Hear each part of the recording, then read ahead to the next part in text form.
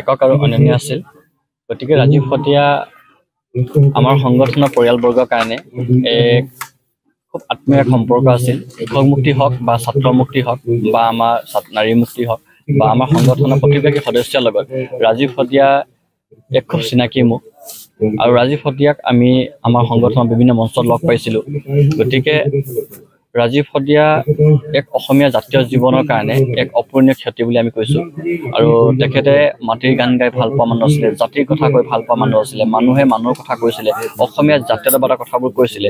আৰু আচলতে ছাত্ৰ মুক্তি সংগ্ৰাম সমিতিৰ যি বাট, আমাৰ পন্থাটো আমি ৰাজপথৰ আন্দোলন কৰিছিলোঁ বা আমাৰ বাটবোৰ অলপ সুকীয়া আছিলে, কিন্তু আমি একে চিন্তাৰ মানি আছিলোঁ বুলি আমি বহুতবাৰ ক'বলৈ বিচাৰিছোঁ। আমি ৰাজীৱ দাৰ লগত মই ব্যক্তিগত আহুচ্ছেত্ৰী হিচাপে মই ইউনিভাৰ্চিটি জেনেৰেল ছেক্ৰেটাৰী থকা অৱস্থাত আমি তেখেতৰ লগত একেলগতে আমি কা আন্দোলন কৰি ফুৰিছিলোঁ।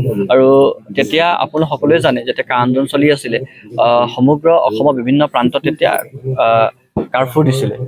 কাৰ্ফিউ চলি থকা সময়ত তেতিয়া ৰাজীৱ দাই মোক এটা কথা কৈছিলে যে কেনেকৈ আহিলি, এই কথাটো খুব সোধে মানে।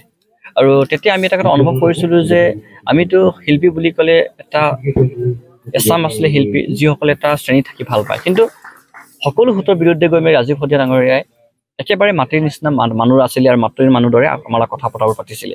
আৰু ৰাজীৱ দাই এটাই কথা কয় যে এইবোৰ কৰিলে এইবোৰ যেতিয়া আমি এইবোৰ প্ৰতিবাদবোৰ কৰি আছোঁ গম পাওঁ নাই, মই তামোল খাই আছোঁ এনেকুৱা বুলি। আৰু তেওঁ খুব তামোল খাইছিলে, মই খালি তামোল খাওঁ এনেকুৱা বুলি। আৰু মই তেতিয়া কওঁ মইতো একোৱে নাখাওঁ, মই মানুহৰ ঘৰত খালি ভাত বিচাৰি ভাত খাওঁ দেই, এনেকৈ কওঁ। গতিকে তেনেকৈ আমি অনাগত দিনত আমি আগুৱাই গ'লোঁ। আৰু পৰৱৰ্তী সময়ত তেখেতে আমাৰ সংগঠনৰ মজিয়াতে আহি আকৌ জয় আই অসম বুলি গান তেখেতে এইটো কৰিছিলে, উদ্বোধন কৰিছিলে। তেতিয়া শ্ৰদ্ধা ময়ূৰ বৰুৱা ছাৰসকল আছিলে। গতিকে ৰাজীৱ সতীয়াক আমি পূৰ্বতেও কৈছোঁ, এতিয়াও কৈছোঁ যে বাস্তৱ ৰূপত জীয়াই থাকিবৰ কাৰণে বা জীয়াই থাকি যেতিয়া নতুন প্ৰজন্ম তেওঁক কেনেকৈ আমি তেখেতক প্ৰতিষ্ঠা কৰিম তাৰ কাৰণে চিন্তা চৰ্চা কৰাটো খুব বেছি প্ৰয়োজন। ৰাজীৱ সতীয়াৰ যি গান আছিলে, তেখেতৰ যি চিন্তাবোৰ আছিলে, তেখেতৰ যি শব্দবোৰ আছিলে, তাক আমি সংৰক্ষণ কৰি মেলি নতুন জেনেৰেশ্যনৰ মাজলৈ আমি কেনেকৈ লৈ যাব, তাৰ কাৰণে গভীৰভাৱে কৃষক মুক্তি আৰু ছাত্ৰ মুক্তি চিন্তা চৰ্চা কৰিব। আৰু আমি উপাসনা বৌৰ লগত বা তেখেতৰ সন্তানটিৰ লগত বা আমাৰ সংগঠনৰ বহুতো তেওঁৰ ঘৰৰ এক ঘৰুৱা সম্পৰ্ক আছে। গতিকে আমি তেওঁ ঘৰৰ এজন সদস্য হিচাপে আমি তেখেতৰ পৰিয়ালবোৰৰ কাষলৈ আছোঁ।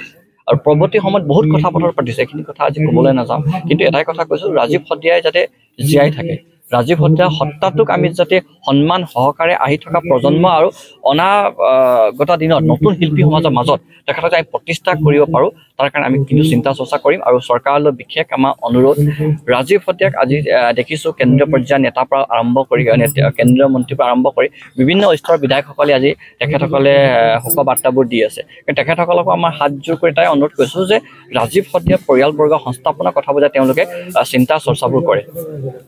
এইখিনি কথাই আজি কৈছোঁ। আৰু পৰৱৰ্তী সময়ত আমি ৰাজীৱ সতীয়াক চিন্তা কিন্তু প্ৰতিষ্ঠা কৰিবৰ কাৰণে কৃষক মুক্তি আৰু ছাত্ৰ মুক্তি আমি যৎপৰোনাস্তি চেষ্টা কৰিম।